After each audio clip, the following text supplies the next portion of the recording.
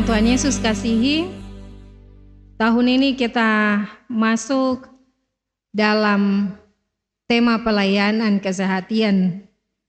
Yang dimaksud dengan kesehatan, sehati dalam pikiran, sehati dari hati, pikiran, dan sehati dalam tindakan yang sesuai dengan tata gereja yang tentu itu keluar dari firman Tuhan, dan itu akan melahirkan budaya baru dalam kehidupan kita, yaitu budaya untuk taat kepada Tuhan. Perilaku sehati, perilaku taat, perilaku setia di dalam kehidupan untuk kemuliaan Tuhan. Dan pada minggu ini kita ada dalam tema sesuai dengan bacaan di Getsemani. Kita belajar untuk menyatukan hati kita lewat bacaan firman Tuhan ini yang menceritakan tentang Yesus dengan pergumulannya di Getsemani dalam minggu sengsara yang keempat ini.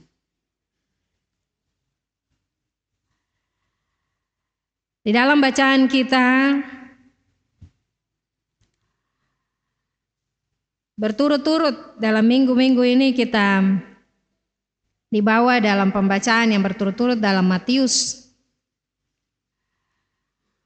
Setelah minggu lalu kita ada dalam perenungan bersama dengan kebenaran firman Tuhan bahwa Petrus akan menyangkal Yesus, maka mengalami pergumulan itu di Getsemani.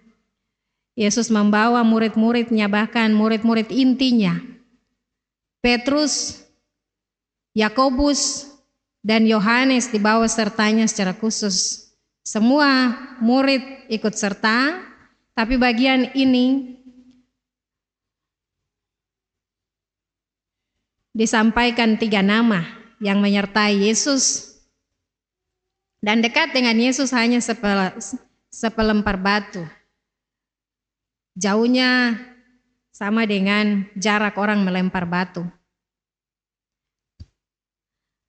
Di sana sesuai dengan kebiasaan Yesus, kalau orang mencari Yesus, bahkan bacaan selanjutnya, Yesus tahu bahwa ketika Yudas akan mencari, pasti dia mencari di tempat yang biasa Yesus ada. Yesus biasa ada di Getsemani untuk berdoa. Itu merupakan suatu kebiasaan yang sudah ada pada diri Yesus. Untuk membina keutuhannya dengan Allah. Sebab itu kebutuhannya.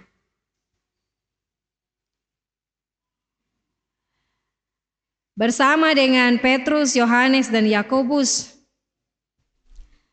di Getsemani Yesus mengungkapkan perasaannya bagi ketiga murid ini. Dalam sedih dan gentar, dia berkata bahwa hatiku sangat sedih, seperti mau mati rasanya. Dan dia meminta supaya mereka tinggal bersama dengan dia, berjaga-jaga bersama dengan dia. Tentu berjaga-jaga dalam artian berdoa bersama-sama dengan Yesus. Sementara Yesus maju dan berdoa. Secara khusus dalam bacaan kita, Yesus doanya ditulis. Apa yang dia doakan? Ya Bapa, biarlah cawan ini lalu daripadaku. Tetapi janganlah seperti kehendakku, melainkan seperti yang Engkau kehendaki. Ya Bapa, biarlah cawan ini lalu daripadaku. Tetapi janganlah seperti kehendakku, melainkan seperti yang Engkau kehendaki.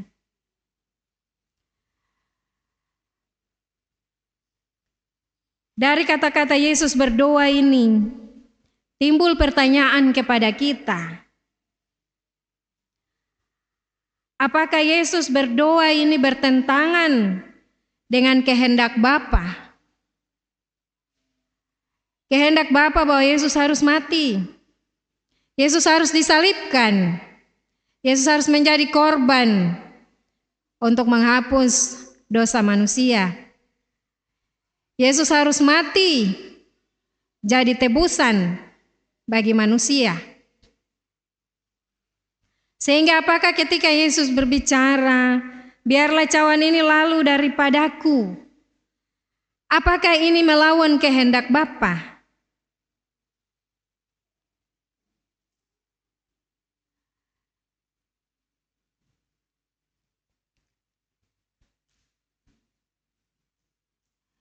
Apakah Yesus berdoa supaya jangan dia sengsara? Apakah dia berdoa supaya Bapa jangan biarkan dia mati? Jangan biarkan dia mengalami kematian jasmani. Kita perlu mengecek itu. Di dalam Markus, di dalam Lukas. Lukas pasal 9 ayat 51. Yesus berkata, ketika hampir genap waktunya, diangkat ke surga, ia mengambil keputusan untuk pergi ke Yerusalem. Untuk diangkat ke surga, Yesus harus melewati jalan penderitaan, Yesus harus diolok, Yesus harus dianiaya, Yesus harus mati disalibkan. Markus 10 ayat 33 sampai dengan 34.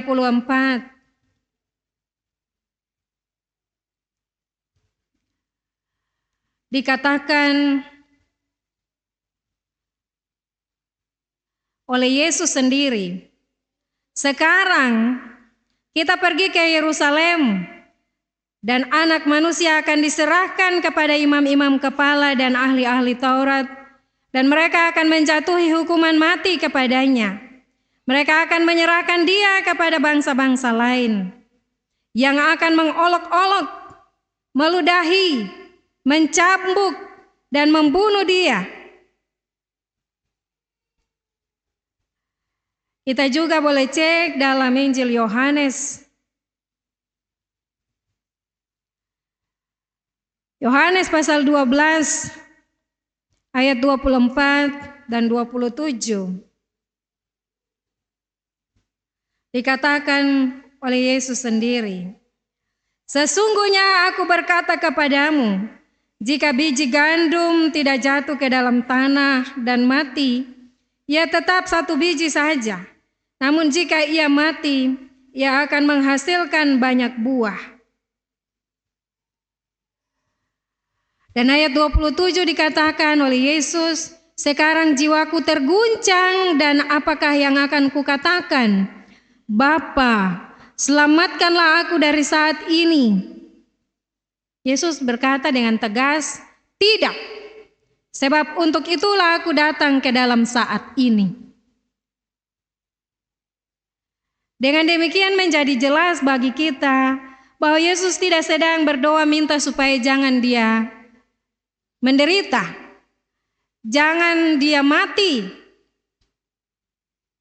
Tetapi bahkan penulis Ibrani menulis ulang kata-kata Mazmur di dalam Ibrani pasal 10 ayat 5 sampai dengan 7 untuk meyakinkan saudara dan saya. Dikatakan karena itu ketika ia masuk ke dunia, ia berkata, Yesus berkata, kurban dan persembahan tidak engkau kehendaki, Tetapi Engkau telah menyediakan tubuh bagiku kepada kurban bakaran dan kurban penghapus dosa, Engkau tidak berkenan. Lalu aku berkata, sungguh aku datang, seperti tertulis dalam gulungan kitab tentang aku, untuk melakukan kehendak-Mu, ya Allah. Di atas ia berkata, kurban dan persembahan, kurban bakaran dan kurban penghapus dosa tidak Engkau kehendaki, dan Engkau tidak berkenan kepadanya, meskipun dipersembahkan menurut hukum Taurat. Kemudian kata Yesus, sungguh aku datang untuk melakukan kehendak-Mu. Yang pertama, ia hapuskan untuk menegakkan yang kedua. Kurban-kurban menurut adat istiadat Yahudi tidak dikenan oleh Allah. Tetapi Allah menyiapkan tubuh bagi Kristus supaya dia menderita, mati. Dia menjadi korban supaya manusia diselamatkan. Itulah kehendak Allah. Dengan demikian, kita dapat mengerti bahwa ketika Yesus berkata, biarlah cawan ini lalu daripadaku, Dia tidak sedang berkata untuk dia tidak usah sengsara, dia tidak usah mati, dia tidak usah mengalami kematian jasmani, melainkan biarlah cawan ini lalu daripadaku. Itu pergumulan Yesus bahwa dia siap untuk mengalami kesengsaraan sampai dengan kematian jasmani. Tetapi hukuman perpisahan dari Allah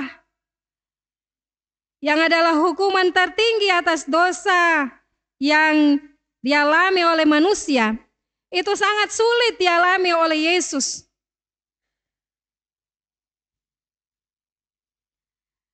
Itu dapat kita pastikan dengan teriakan pilu Yesus di kayu salib.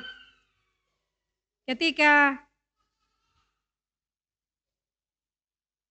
Yesus digantung di kayu salib, ia berteriak, "Ya Allahku, ya Allahku, mengapa Engkau meninggalkan aku? Mengapa Engkau meninggalkan aku?" Ini sesungguhnya kesusahan hati dari Yesus.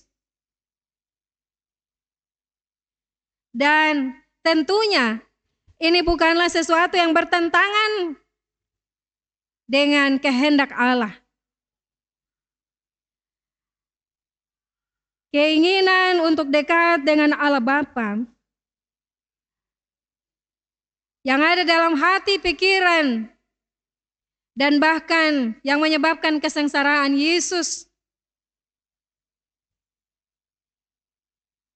Keinginan untuk berada dalam relasi yang sempurna dan dalam kasih dengan Allah Bapa.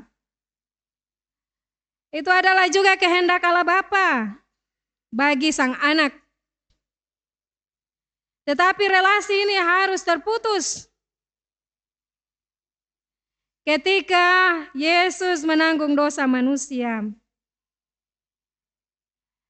Yesus dilihat sebagai yang terkutuk. Yesus harus ditinggalkan. Allah pasti akan memalingkan wajahnya dari anaknya. Yesus harus melakukan apa yang paling ia senangi.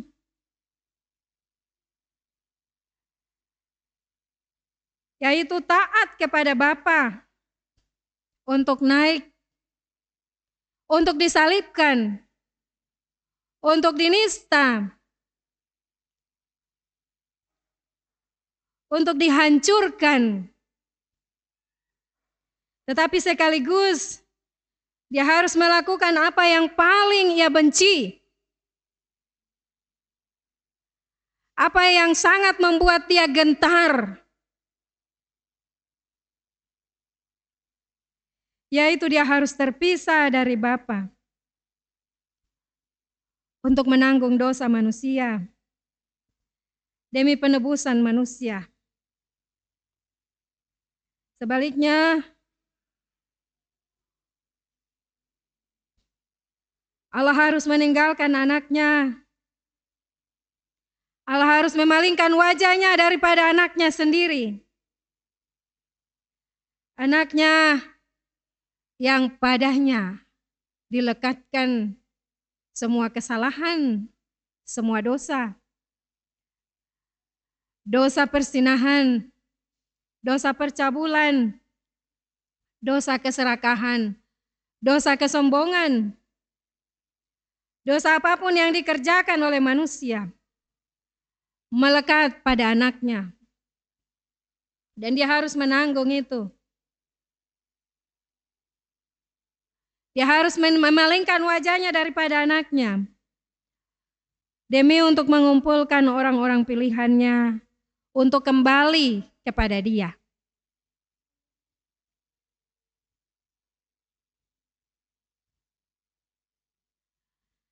Dengan demikian jemaat Tuhan,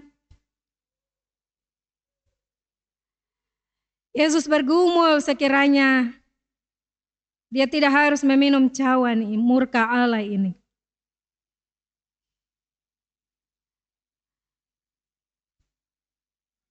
Tetapi Yesus tetap ingin untuk melakukan sesuai dengan kehendak Allah.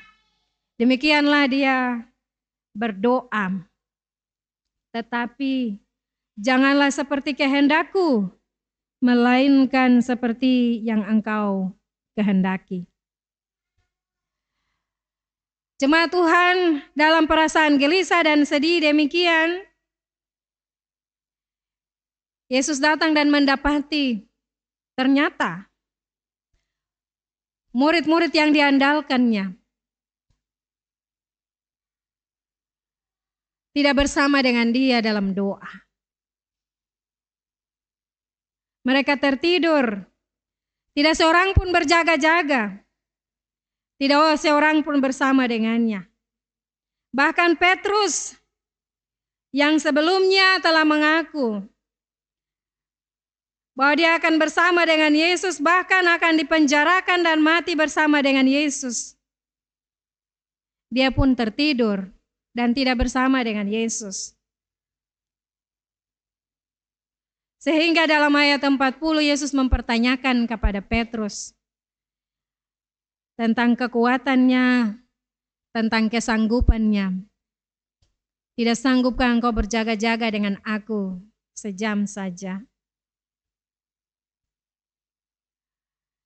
Dengan melihat bahwa tidak ada kesanggupan kepada manusia itu, maka Yesus menasihati bagi murid-muridnya untuk berjaga-jaga dan berdoa supaya jangan jatuh ke dalam pencobaan. Sebab roh kita, manusia, itu berniat untuk setia dan taat kepada Allah.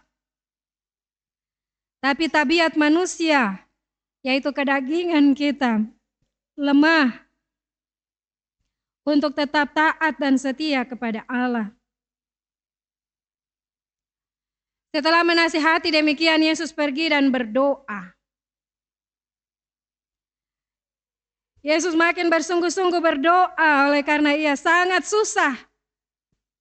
Dia akan ditinggalkan Bapaknya. Dan dia tahu bahwa tidak ada seorang manusia pun yang akan bersama dengannya. Di dalam pergumulannya, di dalam penderitaannya. Dia benar-benar sendiri.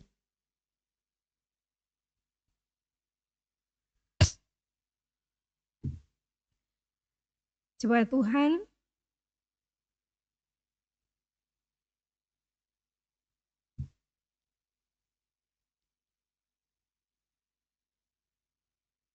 di bawah tekanan yang hebat itu, Lukas menulis bahwa pembuluh halus, pembuluh darah yang halus dalam kelenjar keringat. Yesus oleh karena begitu tertekan, pecah sehingga keringatnya bercampur dengan darah yang bertetesan ke tanah. Keringatnya bercampur dengan darah dan menetes ke tanah ketika dia berdoa. Itu dia ceritakan oleh Lukas dalam 22 ayat 44. Yesus berdoa, "Ya Bapa, jikalau cawan ini tidak mungkin lalu kecuali jika aku meminumnya, jadilah kehendak-Mu." Dalam doa Yesus dikuatkan untuk turut dan taat kepada kehendak Bapanya. Yesus menanggung sendiri penderitaannya. Yesus merasakan sendiri pergumulannya. Dia akan sendiri berjalan dan menanggungnya. Tidak akan seorang pun ada bersama dengan dia. Tidak seorang pun dapat mengerti penderitaan yang dialaminya, kecuali mereka yang dianugerahkan untuk mengerti, untuk memahami, sehingga mereka akan berpaling kepada Yesus. Di dalam saat-saat genting di mana dia harus menanggung penderitaan itu, dia masih tetap memikirkan kebaikan bagi para pengikutnya. Dia membangunkan murid-muridnya, sehingga mereka tidak perlu untuk juga ikut ditangkap bersama-sama dengan dia. Dia memberikan pembelaan ketika dia akan ditangkap. Demikian saudara, bagian ini mengajarkan kepada kita mengapa kita harus berdoa. Berdoa harus menjadi suatu kebutuhan, sebab kita harus menyatu dengan Allah. Memandang kepada alasan kesusahan Yesus, maka pertanyaan bagi saudara dan saya, apakah yang kita doakan? Apakah yang menjadi kesusahan hati kita yang sesungguhnya? Dalam pergumulan-pergumulan kita, dalam doa-doa kita, seringkali kita menangis kepada Tuhan. Kita bergumul kepada Tuhan ketika kita menderita sakit. Seringkali kita menangis dan berdoa dan bergumul kepada Tuhan, supaya anak-anak kita mendapatkan pekerjaan yang baik. Seringkali kita bergumul dan berdoa dan menangis kepada Tuhan, supaya suami, istri tetap ada dan setia kepada kita. Seringkali kita berdoa, bergumul, menangis di hadapan Tuhan, supaya kita mendapatkan berkat-berkat Tuhan. Tetapi apakah kita ada sungguh-sungguh takut bahwa kita akan terpisah selama-lamanya dengan Allah? Apakah itu yang menjadi beban doa kita yang sesungguhnya? Yang ada dalam hati, pikiran, pergumulan-pergumulan hidup kita. Apapun bentuknya. Janganlah kita dipisahkan dari Allah untuk selama-lamanya. Di dalam setiap pergumulan-pergumulan kehidupan saudara dan saya, apapun bentuknya, kita tidak akan pernah sendiri lagi di dalam pergumulan itu. Kita tidak akan pernah ditinggalkan oleh Allah. Allah tidak akan memalingkan wajahnya daripada saudara dan saya selama kita ada di dunia ini. Selama kita menjalani kehidupan sebagai anak-anak Tuhan.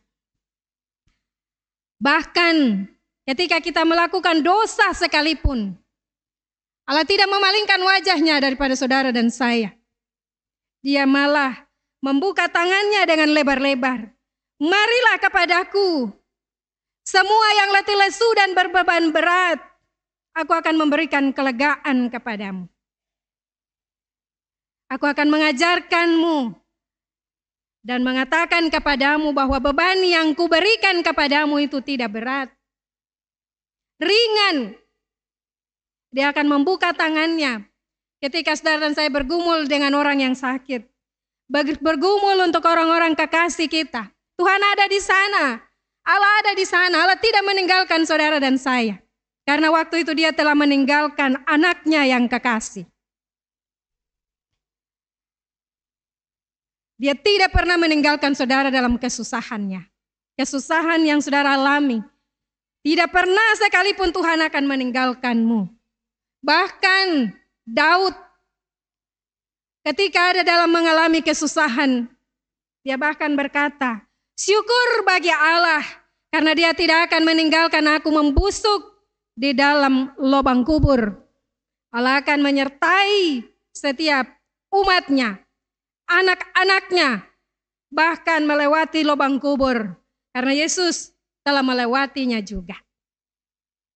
Allah tidak akan meninggalkan saudara dan saya. Dia menunjukkan dirinya bahwa ia adalah Immanuel. Allah menyertai kita oleh karena Kristus.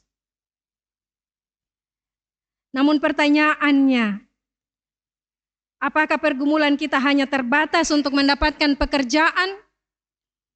Apakah kita menangis, berseru, meraung-raung di hadapan Tuhan hanya karena orang-orang kekasih kita meninggalkan kita? Kita meraung-raung di hadapan Tuhan untuk mendapatkan berkat-berkat jasmani? Sampai di situ sajakah pergumulan kita, kesusahan hati kita? Bahkan ketika orang-orang kekasih kita yang saat ini sedang sakit, ketika dia ada di dalam keteguhan iman di dalam Tuhan, mati pun Tuhan menyertainya. Meninggal pun Tuhan akan membangkitkannya.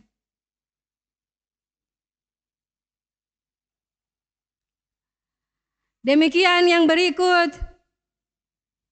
memandang kepada para murid yang tertidur, saudara dan saya. Ketika Yesus mempertanyakan kekuatan, kemampuan yang ada pada diri Petrus, dia mempertanyakan kekuatan kita. Dia mempertanyakan kemampuan kita. Kita yang sombong, kita yang tidak memperhatikan jam doa kita. Kita yang tidak merasakan betapa pentingnya membangun hubungan dengan Tuhan di dalam hidup kita. Saudara akan tahu bahwa betapa berbahaya hidup tanpa topangan dari Tuhan. Sebab semua yang terjadi sekarang di dalam dunia, yang ada di sekitar kita, bahkan orang-orang yang ada dekat dengan kita, mereka akan menjauhkan kita dari Allah. Semua yang kita dapatkan, apa yang terjadi sementara terjadi dalam dunia ini melalui pekerjaan kita, melalui hidup rumah tangga kita, melalui pergumulan-pergumulan yang kita lalui, sebenarnya sementara menjauhkan saudara dan saya dari Allah dan anugerah keselamatannya. Problema dalam pekerjaan, problema dalam pelayanan, itu sementara akan menjauhkan kita dari Allah. Karena sifat kita, kemanusiaan kita, kesombongan kita, iri hati kita, kepentingan diri kita, kemauan untuk meninggikan diri, bahkan keinginan-keinginan kita yang tidak sesuai dengan kehendak Allah, yang kita pertahankan dalam diri kita, itu akan menjauhkan kita dari Allah dan anugerahnya. Karena itu, jangan kita berjuang sendiri, jangan berusaha sendiri,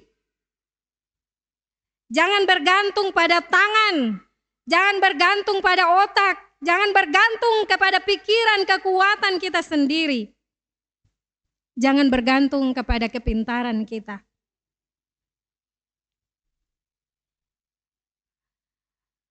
Mari kita dengan tekun berdoa untuk memohon kekuatan dan perlindungan setiap saat, supaya jangan kita terlena dan tertidur, sehingga kita akan terpisah dengan Allah untuk selama-lamanya. Selama hidup, masih ada kesempatan. Selama masih ada nafas, masih ada pengharapan. Tetapi ketika kita mati di dalam dosa, kita tidak berhenti dari kehidupan dosa kita. Kita mati di dalam keberadaan yang tidak memuliakan Tuhan. Maka saudara tahu bahwa saat itu akan tiba. Saat yang ditakuti oleh Kristus, yang digumuli oleh Kristus, itu akan tiba. Di neraka tidak ada waktu untuk bertemu dengan Tuhan. Tidak akan ada persekutuan dengan Tuhan di sana. Akan ada keterpisahan untuk selama-lamanya. Yesus mengalami kesendirian, menderita seorang diri, tapi Yesus tetap memikirkan keselamatan bagi kita. Betapa Dia mencintai kita, betapa Allah mencintai kita. Bagaimana kita mau menunjukkan cinta kita kepada Dia? Sekarang Dia tidak lagi meninggalkan kita. Kita yang mengaku bahwa Dia adalah Tuhan dan Juru Selamat kita. Dia tidak akan meninggalkan kita untuk seterusnya. Tapi hendaklah engkau menunjukkan kasih-Mu dengan bergantung senantiasa kepadanya. Sebab Dia mau menggendong kita. Dia mau menopang kita dalam kelemahan, dalam kesulitan kita.